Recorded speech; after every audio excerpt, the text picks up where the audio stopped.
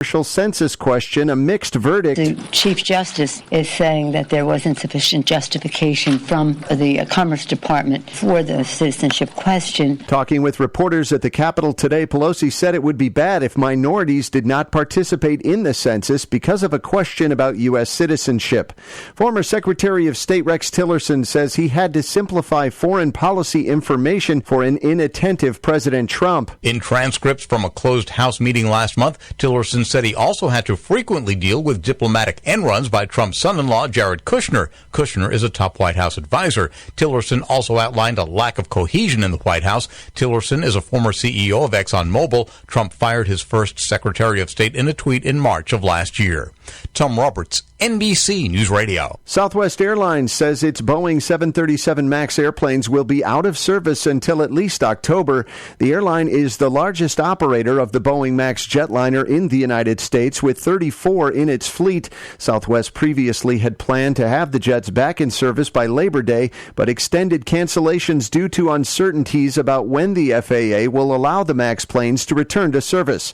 The move will cause 150 cancellations daily. You're listening to the latest from NBC News Radio. Individuals and businesses with tax problems, listen carefully. Do you feel like you're losing control over your finances? If you owe over $10,000 in back taxes or have unfiled tax returns, we can help you take back control. The IRS is the largest and most aggressive collection agency in the world, and they can seize your bank account, garnish your paycheck, close your business, and file criminal charges. Take control of your tax problems now by calling the experts at Tax Mediation Services and take advantage of the Fresh Start program and new laws that may allow us to negotiate a settlement for the lowest amount possible. Our team of tax attorneys and enrolled agents can stop collections and get you protected so you can take control of your financial future. Tax Mediation Services is accredited by the Better Business Bureau. Call now for a free case review and a price protection guaranteed quote. Call Tax Mediation Services now at 800-298-8662. That's 800-298-8662. 800-298-8662.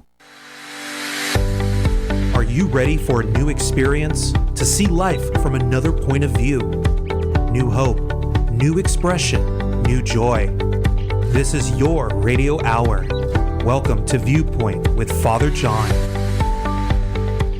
And welcome, friends. You are tuned to KCAA Radio, 1050 AM, 102.3 FM, 106.5 FM, or on the World Wide Web on kcaaradio.com. This is Viewpoint with Father John, and I'm your host, Father John Reid. By the way, you can follow Viewpoint with Father John on both Instagram and Facebook. So check in, see what we're doing. It's always fun to follow the program, and when we have workshops coming up and such, it's always good to check in and attend those. Speaking of which, I want to thank everyone who attended last Saturday's workshop. We had a wonderful time. I always love working with Elizabeth Preston and Dr. John Smith. So we had a lot of fun, and I've got some great feedback. All of God's children are endowed with extraordinary purpose and ability. I'm on a quest to help as many as possible in fully realizing their divinely inspired potential. Disposing of false narrative and embracing genuineness inspires clarity of purpose. My role is to help overcome self-imposed limitations and realizing one's spiritual potential. And friends, I want to tell you about a great place for relaxation in Claremont called Olive Massage Spa. If you want a relaxing massage in a clean and safe environment, then you want to go make your appointment right now with my friends at Olive Massage. This is where I go when I'm having all the aches from all the driving I do and my muscles are just really giving me a bad time. In fact, I always make sure that I see Mary. Gabby sends me to see Mary. And just think of it, a whole hour for just $40, an hour and a half for $60, and do tip, please.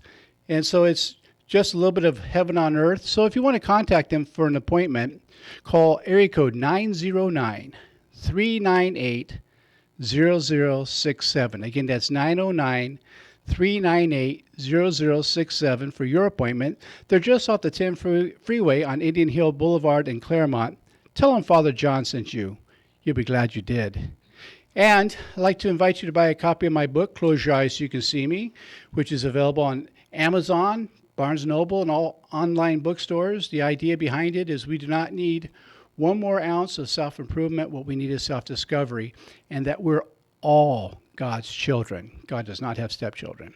So get your copy today. And remember, if Home Depot already has up their decorations for Christmas, you can start shopping now for your friends and family. Get them a copy of that book. All right. Tonight, I'm very excited. We have a really, really exciting guest tonight. Although there's some tragic circumstances involved. Her name is Michelle Tyler. She is in a road show. It's a tribute band, and it's a show for Fleetwood Mac. She plays Stephen Nicks, and I hear through the community that she's very talented, but she also knows what it is to go through the pain of the loss of a child due to opiates. So, Michelle, welcome to the show. Thank you very much. I've been looking forward to it. And I'm glad you're here. I've heard wonderful things about you. You have quite a fan base. I don't know if you know that. You probably do know that, but I have a lot of friends out there. Well, I understand that you do your part so well that Stevie Nicks herself invited you backstage and invited you to take over for her. Is that correct? Yeah. I think I don't think she was really serious, but it was cute. She told me, she said, "You guys sounded so good." She goes, "Anytime you want to take over, just let me know, because I've about had it." Oh, that's cool. Well, that's quite a compliment. I've done theater throughout the years. Not always radio. I've done live theater, and so I personally get what a compliment that is. Where she's joking or not, it's quite a compliment. Oh yeah, for sure. Yeah, it was a really cool moment that I won't ever forget. That's for sure. Now, you've been a musician and singer pretty much your whole life. Is that correct? Yeah, pretty much. Started off playing in bands when I was, pretty young, and kind of became professional probably, just out of high school. So I have been working as a musician, just about all of my life. I'm very lucky. Wow, that's to be able to do that. Yeah. Now, where did you grow up? I actually was born in Los Angeles. I'm a native, one of those few, people that are still here. I mean, that's great. I love Los Angeles. It's my hometown. But I grew up in the community of La Puente. Oh, yes. Very familiar. San Gabriel Valley. Yes, my older brother still lives there. Oh, my goodness. By chance, are you speaking on speakerphone? Yes. Would it be better for me not to be? Yeah. Okay. Hold on. My sound operator. Okay. There we go. My sound engineer is looking at me like, say something. Okay. All right. Is that better? For my English teacher listening, that's more better. So, okay. So thank you. No problem. I used to live for a number of years because my parish was in Arcadia, but the rectory was in West Covina, so I lived right on the border on Temple and Azusa, that area. Not at St. Martha's. That's the Roman Church. I'm Eastern Orthodox. But so I know right where that. I know right where that's at. I used to, for a while, I lived right on over by Woodside Village area. Oh my goodness, I was on Woodgate. We were neighbors. Yeah. My goodness. So, so you've been in show business most of your life, gone professional.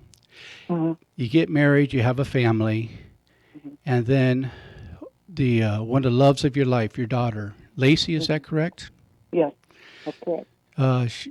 Now, she got involved with painkillers through an injury, or how did she get involved? No. She was just like at that age when these kind of drugs were kind of coming into the party scene, I would say, like 2008, 2009. Okay. And she, high school kids, I mean, they drink, they drink some, they smoke some pot, they usually... the phase they just go through, but unfortunately, some of those types of opiates, OxyContin especially, is very plentiful.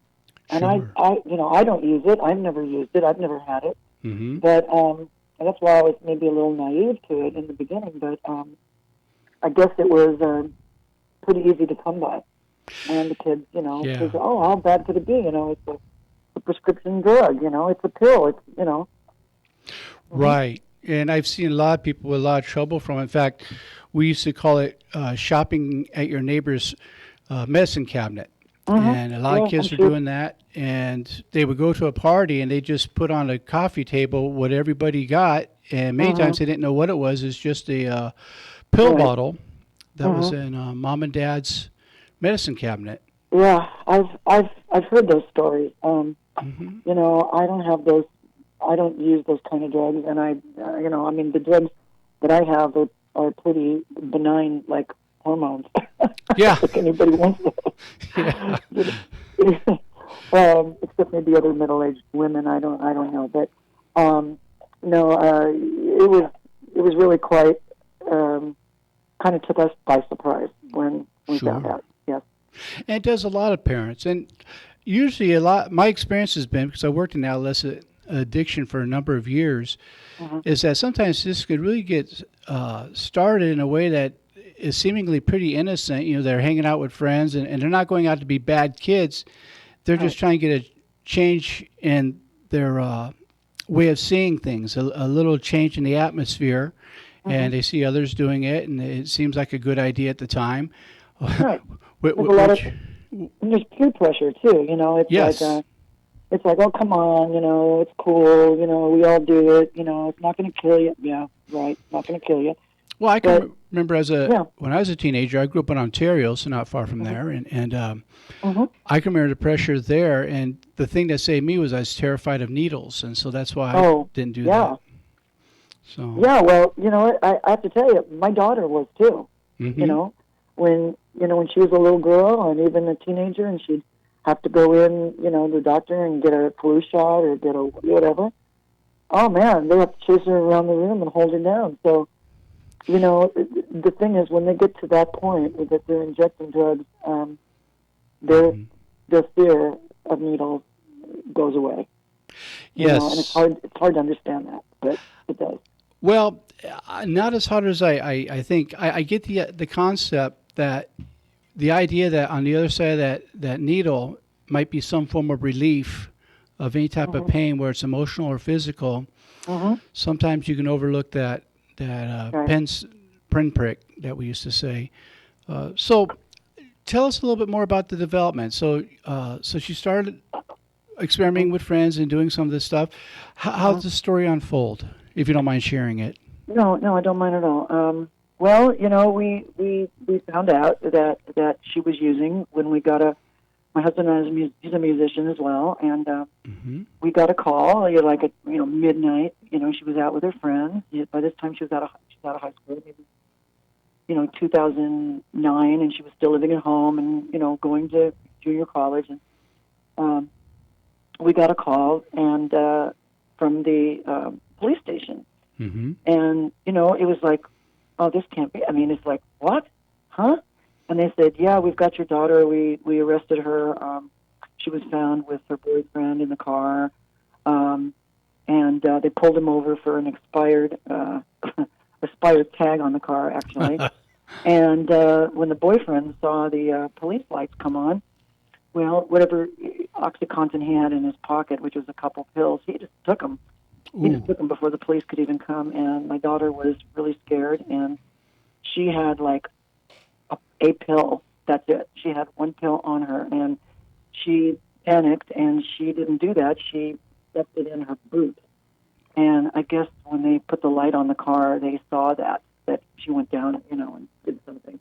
And so, they searched her. They had a reasonable search, and they found this OxyContin, and it's a Schedule 1 drug, and so they arrested her. And my husband and I were just like, we couldn't even believe it. I mean, it's just like, we had no idea.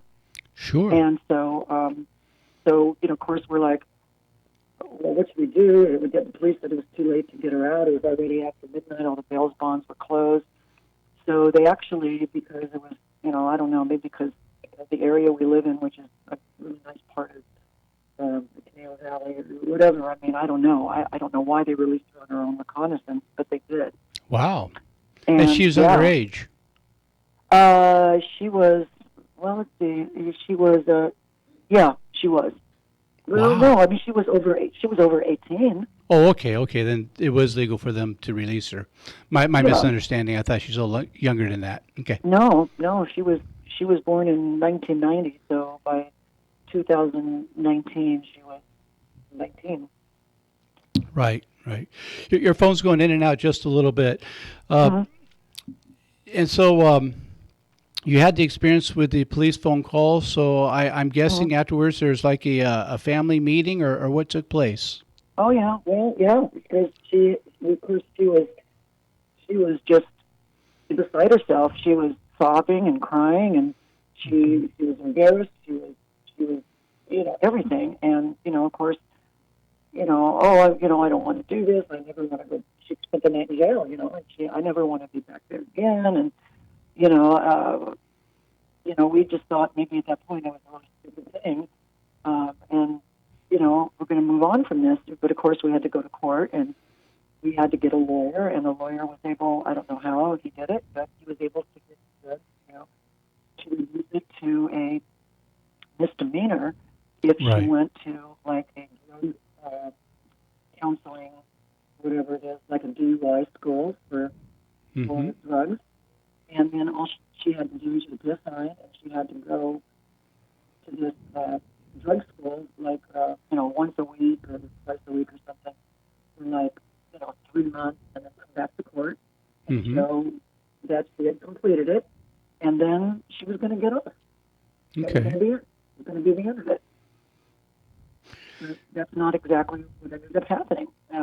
She went to drug school in the Valley, another part, and at the drug school, she went for the drug class, I should say, at drug school. But it turned out to be like a drug school.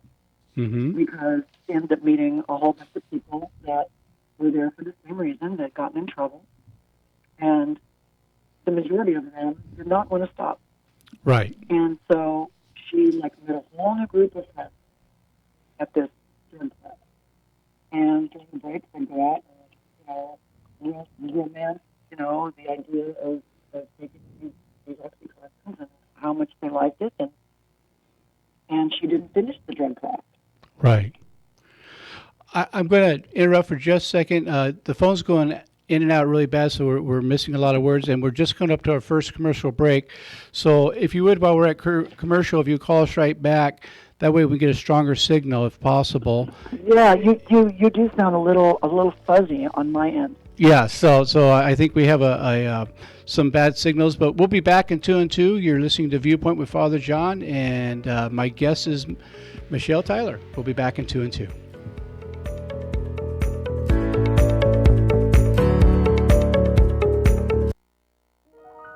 The loss of a loved one is one of the most challenging experiences in a person's life. It's hard to know where to turn to make your loved one's final arrangements. Jesse Ruiz at Personal Funeral Planning in Ontario will treat you and your loved one with the respect you deserve.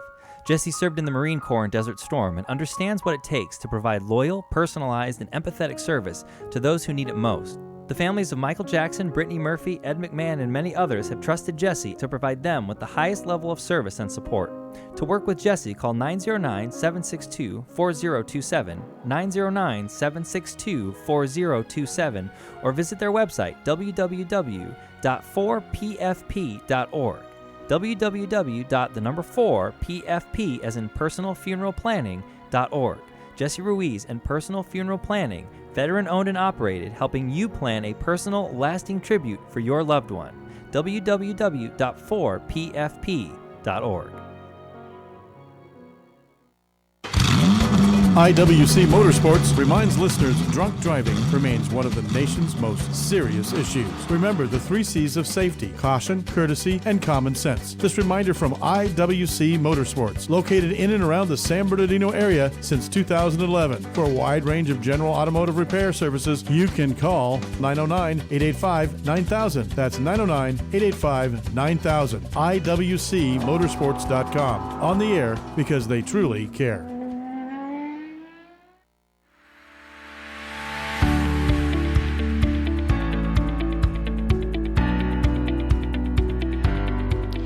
And welcome back. You're tuned to KCAA Radio, 1050 AM, 102.3 FM, 106.5 FM, or on the World Wide Web at KCAAradio.com. This is Viewpoint with Father John. I am your host, Father John Reid. By the way, brothers and sisters, I do want to remind you that this is a listener-supported program. So if you like what you're hearing, please go to viewpointwithfatherjohn.com, click on the support button, and give whatever you can. For those of you who've been supporting this program financially, I thank you. Also, I want to invite you to go see my friends at Olive Massage in Claremont. For $40, you get a full hour massage. It's clean, it's safe. They don't do anything you're not supposed to do there. It's where I personally go when I really need to relax and get rid of all those muscles. And I'll tell you, it's like they have psychic abilities. They find every knot, and I walk out of there a new man.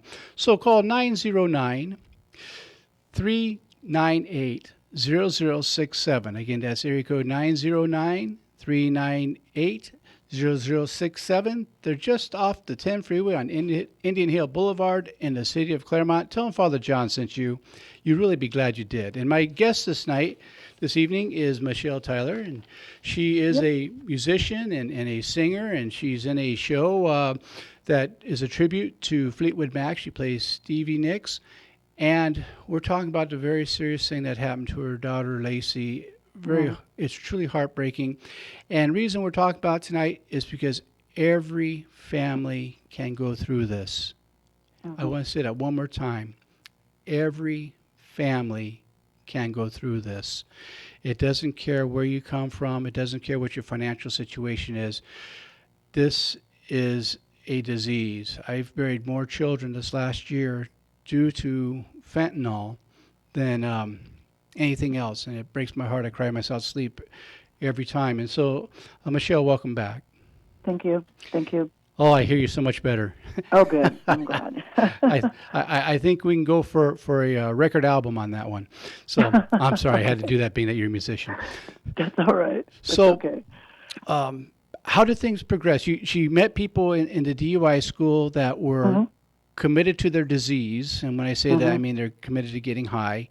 And so she made new connections for connections. Would that be correct? Yes, that's about right. And she didn't complete her court-ordered DUI school, and so of course she had to go back. And she had a public defender at that time, and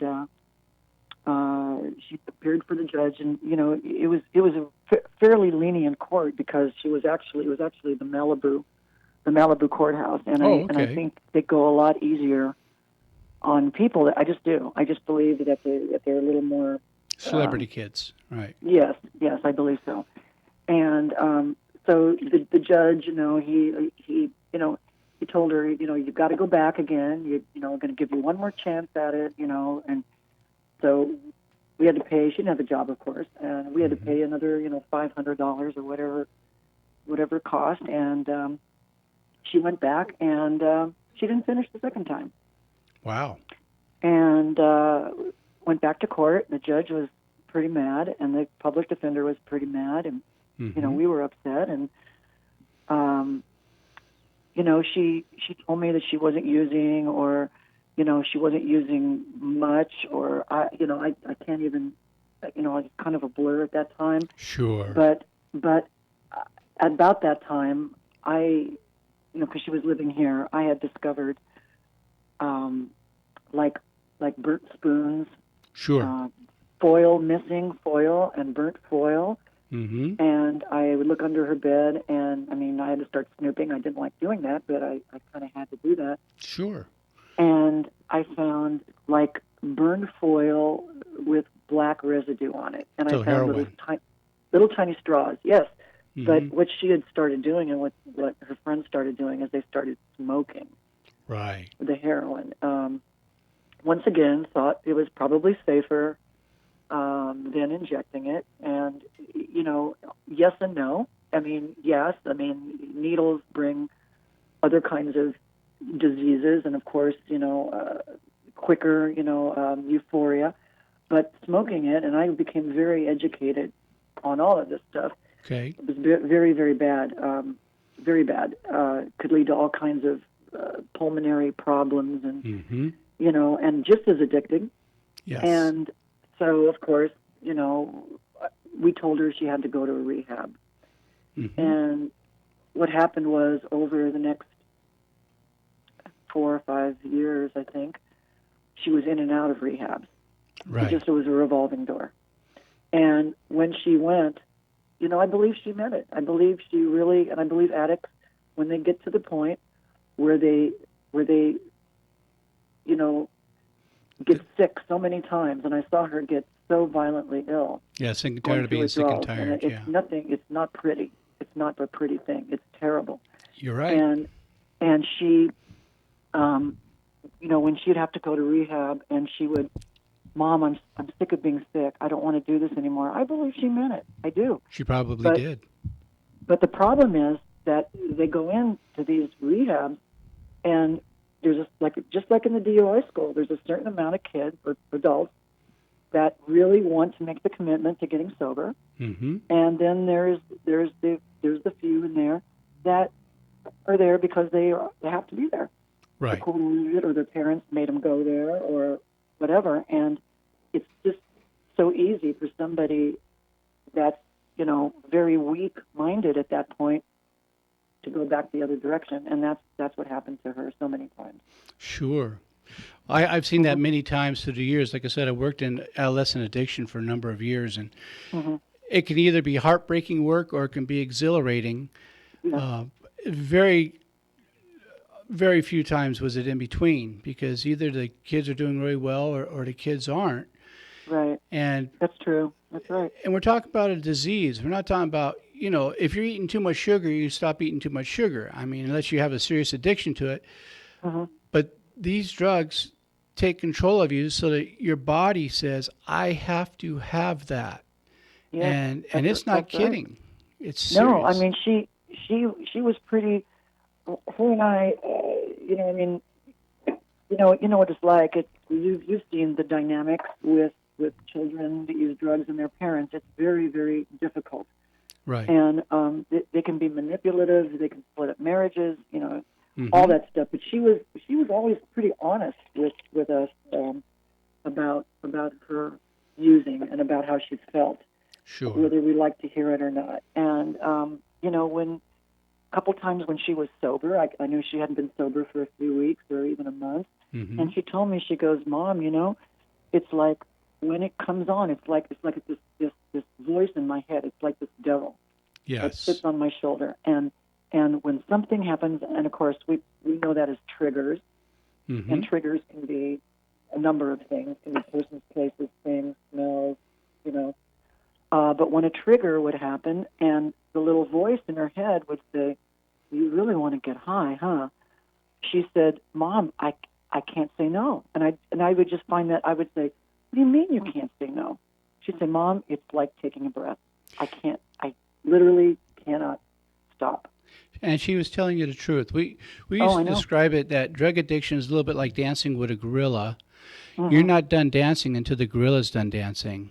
And exactly. At first you don't know you're in trouble. The gorilla's cute. You have plans for the evening, and you go to sit down, and the gorilla says it doesn't want to sit. You don't sit. And then the gorilla says it wants to tango. You say, I don't know how, and the gorilla doesn't care. You tango. That's really a good analogy. Yes. Yeah. And it's painful for those of us watching someone we love dancing with the gorilla. We're going hysterical, and we try to get in the cage and get between the addict and the gorilla, and we get our arms and legs pulled off. And we wonder what happened. Well, right, that's true. And the thing is that, and since you work with addicts and you've worked in rehabs and what have you, it's really, other people don't really have any control. Right. Over this, and it's very hard. We went to Al-Anon. Good. And Al-Anon, I highly recommend Al-Anon. Good program. Helped us a lot, but I went to this parent focus group that was primarily, it was all parents or relatives, and the focus, even though Al-Anon is an alcoholic-based program, sure, it was really all drugs. Everybody there with their children were on either, meth or heroin or whatever. And, one of the things that they tried telling us is that they're not over till they're over, and you can't control it. And yet, as newbie parents going to Al-Anon, or anybody out there, that I just want to tell them that this is, you have to listen. You have to listen because, it's like, I lost my train of thought here. It's like you're not in control of them, right?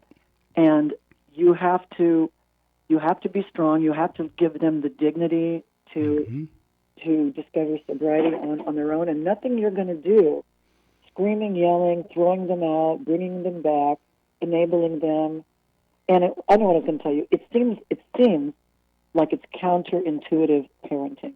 Yes. Because when we raise our children, they fall down, they hurt themselves. What do? We pick them up. We tell them, poor kid. We do what we can for them. Right. But when they're under the addiction monster, you have to embrace almost counter parenting because yes. Well, yeah, because we love them to death, and yes, and it's right, painful. exactly, and it's really, really hard. And you come out of there the first couple times, and you think, "Wow, they're not telling me how to get my kid sober." And then you have to realize, right. This is for you. Your child has to, go through that, but this is for you. And I highly recommend it to parents who are struggling with this. Go and listen. I agree. And there's another program called Nar-Anon as well. Yes, Nar-Anon. Yes, and I've been there too. Because I still do private counseling on the side. I have some clients when I get people who are dealing with people with any type of addiction, whether it's alcoholism or other drug addiction. I constantly remind them of the 3 C's, and the 3 C's are this: you didn't cause it, you can't control it, you can't cure it. Yes. And I've heard that many times. And when you're a parent, you think you're supposed to be doing all 3 of those. Right. And that's why I said it seems at first counterintuitive to counter parenting. Mm-hmm. But, from my own experience, it's so true. Well, because you're not just fighting your child, you're fighting the monster that has your child. Mm-hmm. And the child isn't doing this at this point because they want to. Right. They're doing it because they cannot not do it. Right. And that's the physical part of the addiction that I think a lot of people don't understand. And people who've never dealt with addiction, they say, well, if you're just better parents or you just were stricter, and they don't realize that doesn't help. You can't control this. No, you really can't. You really can't. And the kids get really clever and innovative in ways that they get it. And they're not doing it because they want to be bad. They're doing it because they're trying to survive. Yeah. At that point, yes, absolutely. And what you're saying about it being a disease, it is absolutely a disease. It's a brain disease. Yes. And, it's a disease. I think I looked it up at one point, and I think it said it's 97% fatal. Yes. I believe that's what CDC is putting out, yes. And it's not a very promising prognosis, actually. That's true. But there is hope for recovery. Yes, there is, and some people do it. I know people who do it. But once a person, an alcoholic or a drug addict, is a drug addict or alcoholic, mm-hmm. they have to stay very close to the sober world, to the sober network of friends. Yes. They have to know that they will always be an addict or always be an alcoholic. Mm-hmm. And, they're only X amount of, triggers away from relapsing again. And I'm sure you've heard that some people can go even years without relapsing, and then they relapse and they die because they even do a smaller amount than what they were used to. Right. And their body is not accustomed to it. And one thing that we've discovered scientifically, this is evidence-based, mm-hmm.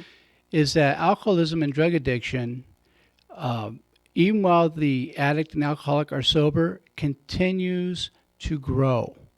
That mm-hmm. it doesn't stop where the person stopped using. It continues to grow in them.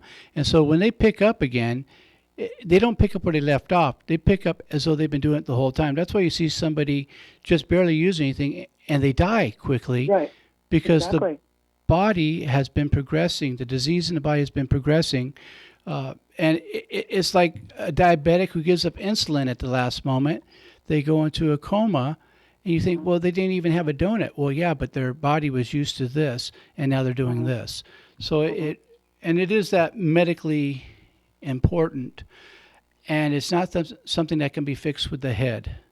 I really have a tough time with some of these programs that are on television right now that say, couple of weeks stay and a couple week follow-ups, and you're cured. There is no cure. No, and and people, here's another thing too. I mean, I've seen so. I mean, rehabs are great. There's some that are better than others. Right. There's some sober houses that are better than others. Yes. But there's also, I also have a problem with a lot of the capitalistic, thing of running sober houses and running rehabs. There's so many people. There's so many of them out there making money off this, and there's so many people that are addicted. It's become an industry, and a lot of times these sober houses, at least the ones, couple of them that my daughter was in that I could afford, because it's very expensive and insurance doesn't cover it. Right. Were anything but sober. Right. And they're flop houses. It's just a revolving door. They go in there, and once again they just meet up with other people, and I tell you, it's really frustrating, and it's just so sad. I mean, my husband and I, we tried everything. I mean, we really did. But I don't want people, if they're listening, to think that to give up hope or there's no hope, because, like I said, it's a very, and like you said, it's a very poor prognosis. But people do beat it. Yes. And you have to have a good support system, and a lot of faith-based systems seem to work for people. And yes. My daughter was in. She went to a Jewish rehab, and she liked it. And Good. She was very close to the community there, and that was the longest rehab she was in. Good. And we're not even Jewish.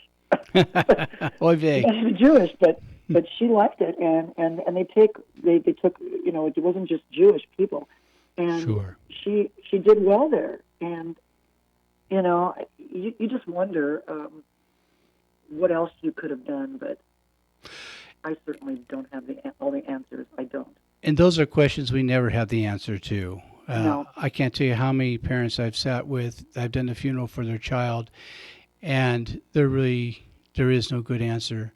No. We need to take our next break. You are listening to Viewpoint with Father John. My guest this evening is Michelle Tyler, and we'll be back in 2 and 2.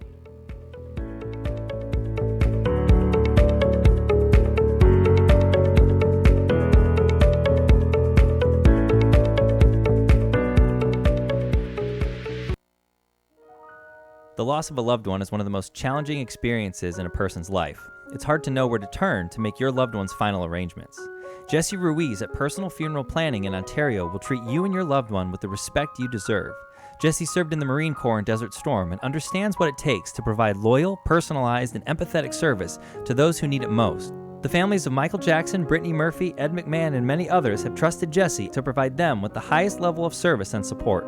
To work with Jesse, call 909-762-4027, 909-762-4027, or visit their website, www.4pfp.org.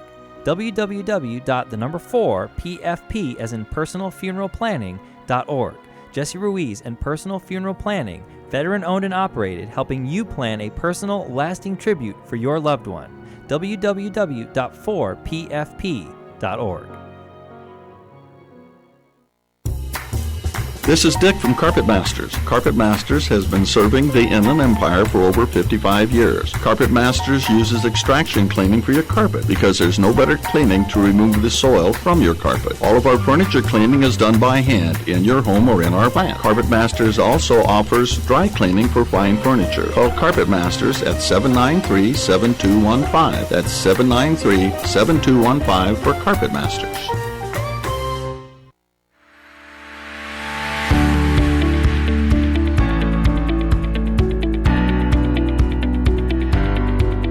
And welcome back. You are tuned to KCAA Radio, 1050 AM, 102.3 FM, 106.5 FM, or you can listen anywhere in the world at kcaaradio.com. This is Viewpoint with Father John, and I am your host, Father John Reid.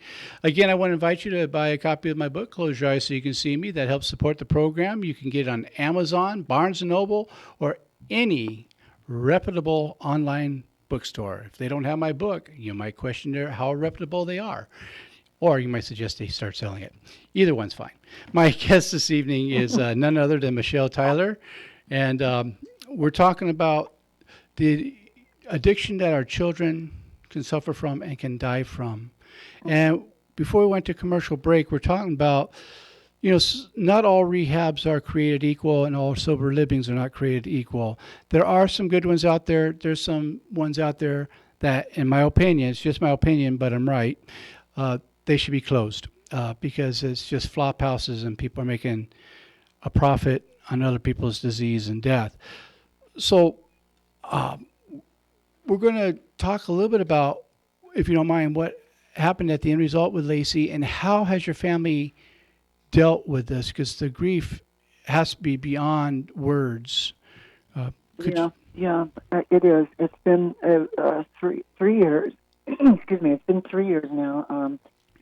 And what ended up happening to her was, she was in and out of rehab, in and out of our house, very, very hard on my marriage. I've been married to the same person for almost 36 years. Wow, that's almost illegal in California. We have a son. They're 20 months apart. He's younger, and we both. Here's the interesting thing too. They both went to the same school. Right. They both grew up in the same neighborhood with parents. Same stable.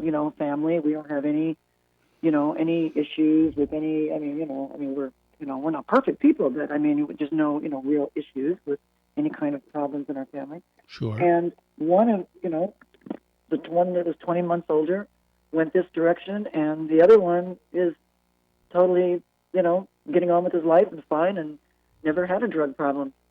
So, you just don't know. And you also don't know if maybe there's some genetics involved in some of this stuff. Sure. That leads people towards addiction. I think there probably might be in genetics, but anyway, she got out of the rehab and she came home, and right before she passed away, she seemed to be doing better. She thought she got a job, another job, and one that she really, really liked. She was working for a veterinarian that took care of exotic animals as well as domestic animals, and she loved animals. That art and animals were like the two things that were like her life. Sure. And she was so compassionate with animals. I've never seen almost anybody be that compassionate with anything. And so she really loved working there. And she'd been on the job about 6 weeks, and we went out of town. My husband and I went out of town to do a show. And we were it was right before Easter Sunday. I'll never forget it, because every time Easter Sunday comes around, I think of this.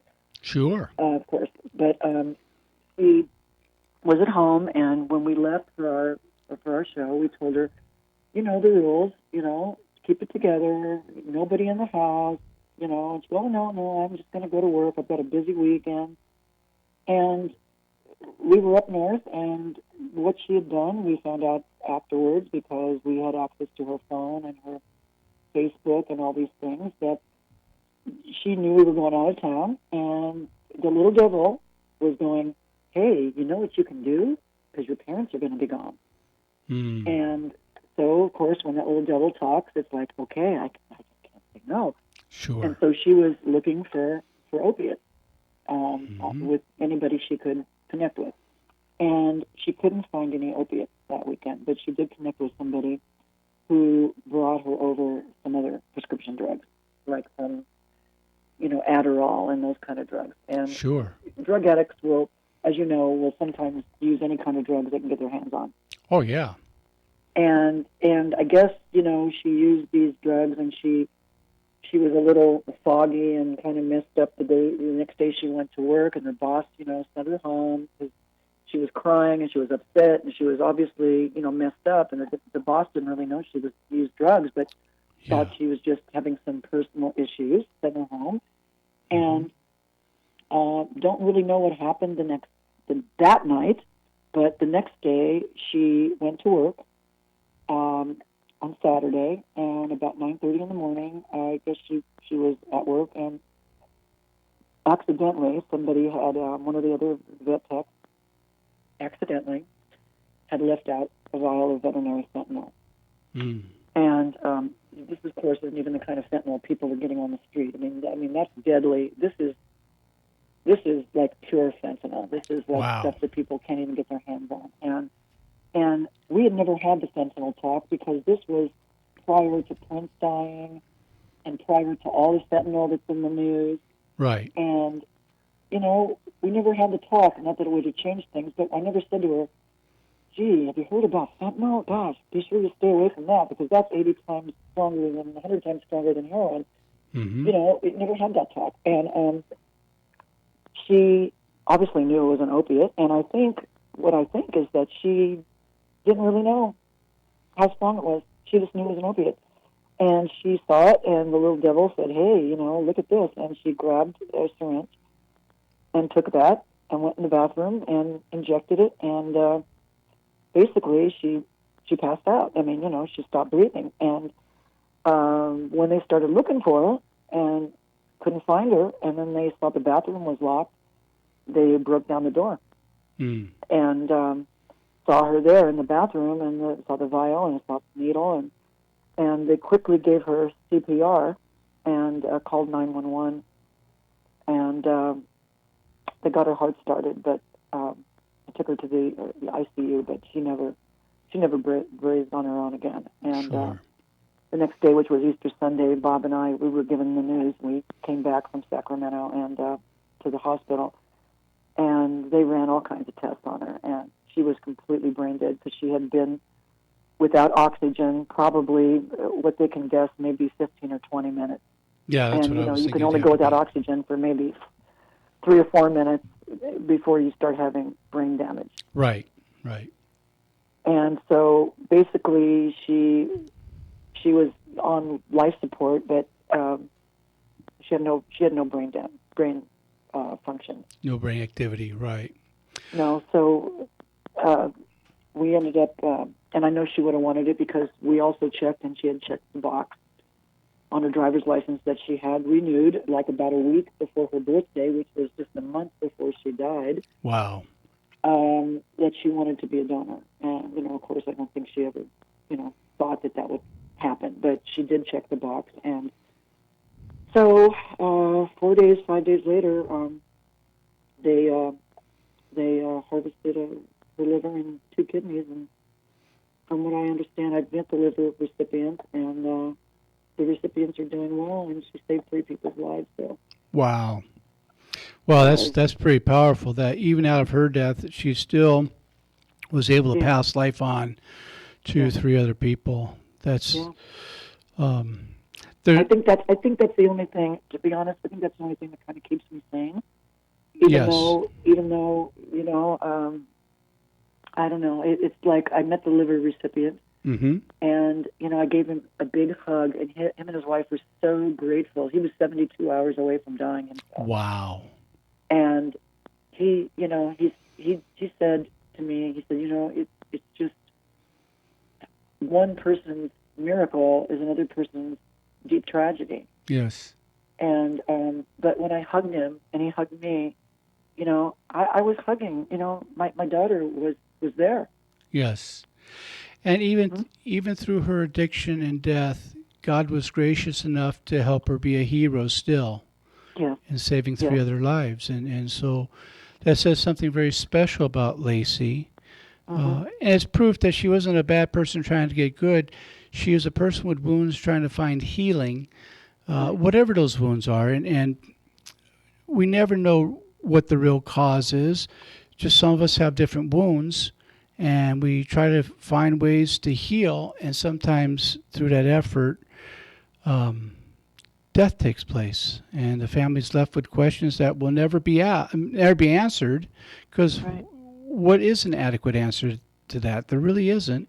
No, and of course, that the stages that you go through, and of course, people, you always hear, you hear people say, oh, there can be no worse death than the death of a child, and and not experiencing it, you just kind of go, yeah, that would be, that would be horrible. Mm-hmm. But if and when it happens, it's like, you can't, even like for myself, I've been in grief losing my parents and grief losing, friends over the years, Sure. and, whatever. But I never really knew the depth that your heart can feel. I never knew that you could feel that much grief, and that's right. It's just been a process. I had counseling. I've been to counseling. I belong to a couple online grief sites. Good. That are very good. And also the organ donor One Legacy, their organization, they gave me really good over the phone counseling for about 3 months. Good. Well, and along those lines, a couple of things I often recommend to people that I work with, families and such. One is a book by Dr. Harold Kushner called "When Bad Things Happen to Good People," and an organization called Compassionate Friends. And Compassionate Friends are for people who've lost, children who've died, and also people who've gone through suicide. But there's people who've gone through the loss of their children, and while I can't take all the pain away, sometimes it is helpful to have people who've had that experience, because people who haven't had that experience sometimes unwittingly say the most painful things to people. Yeah, and they're not trying to be, they're not trying to make you feel bad. But right. It's like people say, gosh, I know how you feel. I know how you must be feeling. Yeah, and we don't. And a person that just lost their child, is like, no, you don't. That's correct. And of course it's hard, because I see her friends. I mean, the community, we used to live in the same community, and I see I see her friends on Facebook or whatever, and they're getting on with their lives, and they're all approaching now 29 or 30, and many of them are married with children, and, I just say, Lacey, she'd never be there. She's never going to get married. She's never going to have a baby. She's never going to. Right.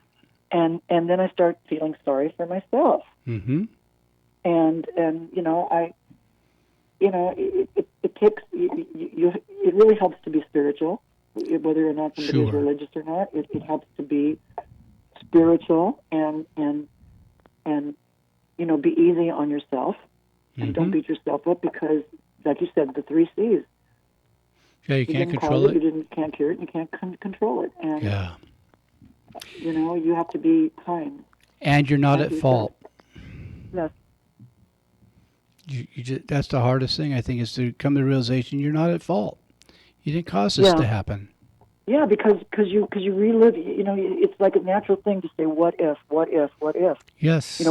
What if I wouldn't have gone up north that weekend? What if I would have stayed? What if our gig would have been canceled, and I would have been here, and she wouldn't have had those people over that gave her the drugs that ultimately didn't kill her, but kind of fogged her out a little bit. It's not to say that this wouldn't have happened. Something like that would have happened at another date. What would have happened? What if they wouldn't have accidentally left out that fentanyl? What if? And I think that's what goes through everybody's mind. Yes. With tragedy. What if that light didn't turn red or didn't turn green or whatever.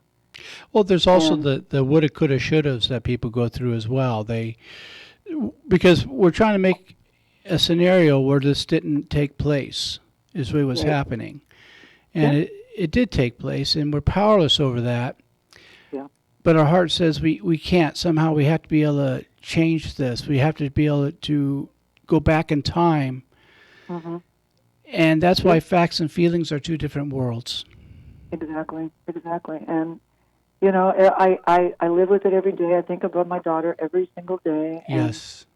you know, and I probably cry less than I used to, but I still cry. Like, you know, I'll just break down and just cry. And, you know, it's a process. And I, you know, time does help, I think, but I'm a long way from being healed, and I don't know that I ever will be completely healed from this. Well, we have just a little more than a minute left, and so could you tell our listeners some of the programs that you found helpful for some of the listeners that might be dealing with this as well? Yes. Well, online, I highly recommend a Facebook community called The Addicts Mom. That's spelled like addicts with an S, Mom, on Facebook. It's a really good community for addicts and their mothers. Not the addicts, but for the moms, and to share this information. There's also one for people that have lost their children, and it's called GRASP, G-R-A-S-P as in Paul, GRASP. And it's a forum on Facebook for people who've lost their children to addiction. Those are the primary ones that I've dealt with, but the sources that you're citing too are great. So I highly recommend those two, and of course Al-Anon or Nar-Anon. Sure, those are great programs. If you would, because we're in our last 30 seconds or so, I know that we have a way of getting in touch with each other. If you wouldn't mind emailing me some of those programs or links to them, I'll be glad to put them up on our Facebook page for the show, Viewpoint with Father John. And that way our listeners can also have access to it. I'd be happy to. And I want to thank... Go ahead. Thank you. Well, thank you for your time. Thank you, and thank you for your courageous story and sharing with us. Please know that I'm lighting a candle for Lacey, if that's okay for you. Oh, thank you. Thank you. God bless you. God bless you, too. And for our listeners, thank you for tuning again. And if no one's told you this week that they love you, let me be the first. And we'll be back in 2 weeks, because next week is 4th of July. KCAA Loma Linda. Listen on 1050 AM, 102.3 FM, and 106.5 FM.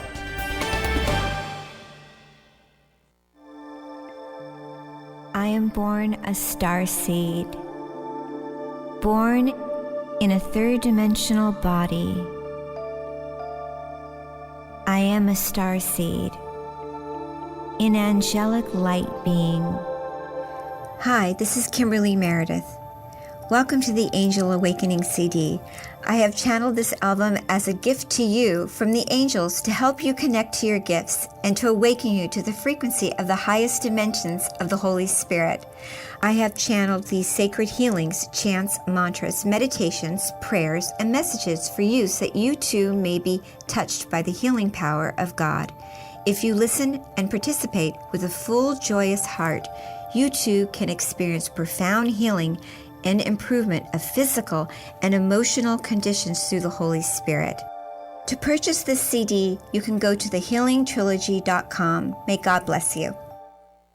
Dehibo Tea Club's original pure Pau d'Arco Super Tea comes from the only tree in the world that fungus does not grow on, so it naturally has antifungal, antiviral, antibacterial, anti-infection, anti-inflammation, and anti-parasite properties. But maybe more importantly, Dehibo Tea Club's original pure Pau d'Arco Super Tea builds corpuscles in the blood, which carry oxygen to our organs and cells. Our organs and cells need oxygen to regenerate themselves. The immune system needs oxygen to develop, and cancer happens to die in oxygen. The tea is great for healthy people and can truly be miraculous for someone fighting a potentially life-threatening disease due to an infection, diabetes, or cancer. Dehibo Tea